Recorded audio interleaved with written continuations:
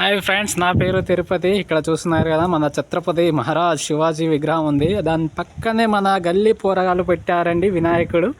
ఆ వినాయకుని కోసం ఒక పర్సన్ అక్కడ బైక్ మీద కూర్చున్నాడు కదా అండి. అతను ఎందుకు కూర్చున్నాడో తెలుసా మీకు? అక్కడ ఉన్న వినాయకుడి లడ్డు, మరి ఆ వినాయకుడి లడ్డు ఎవరైనా ఎత్తుకుపోతారని, ఎవరైనా ఏం కాదండి, మన కోతిరాజు అక్కడ ఉన్నాడు. చూస్తున్నారు కదా ఫ్రెండ్స్, మన కోతిరాజు చెట్టు మీదనే ఉన్నాడు. మీరు ఎప్పుడు వెళ్తారా, నేను ఎప్పుడు ఎత్తుకుపోవాలన్న ఉద్దేశంతో ఉన్నట్టున్నాడు.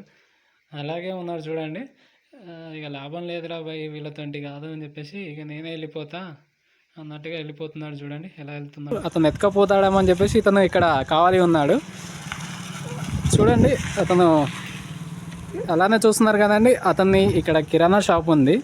మరి ఇప్పుడు అతను కిరాణా షాప్లో ఈ లడ్డు ఎత్తుకపోతుందని చూస్తున్నాడా, అక్కడున్న వినాయకుని లడ్డు ఎత్తుకపోతుందని చూస్తున్నాడా? సో ఇది మనం అతని మాటల్లోనే తెలుసుకుందామండి.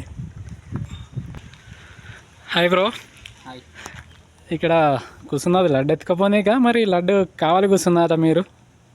ఏం చెప్పాలా ఫ్రెండ్, మా పోరగాళ్ళ గల్లీ ఫ్రెండ్స్ అందరు కలిసి వినాయకుని పెట్టినాం. ఓకే. వినాయకుని పెట్టిన వాళ్ళు అందరు కావాలి ఉండాలా, లేరు. ఆ కోతులు వస్తున్నాయి, లడ్డూలు ఎత్తుకుపోతున్నాయి. ఆ లడ్డూలు ఎత్తుకుపోతున్నాయి అని వినాయకుని దగ్గర కావాలి కూర్చుంటే నా షాప్లో లడ్డూలు ఎత్తుకుపోతున్నాయి. ఏంటి బ్రో, షాప్ మీదేనా? అవును, నాదే అండి. మరి అక్కడ కూడా లడ్డూలు కోతులు ఎత్తుకుపోతున్నట్టున్నాయిగా? కోతులు ఎత్తుకుపోతున్నాయి కానీ ఎత్తుకుపోయినాయి ఆల్రెడీ. అవునా? ఇప్పుడు అటు చూసుకోలేక ఇటు లేక మధ్యలో కూర్చుంది. నా గిరాకీ ఏందో, నా ఏందో, పోరగాలు ఏందో, ఈ వినాయకుడు ఏందో.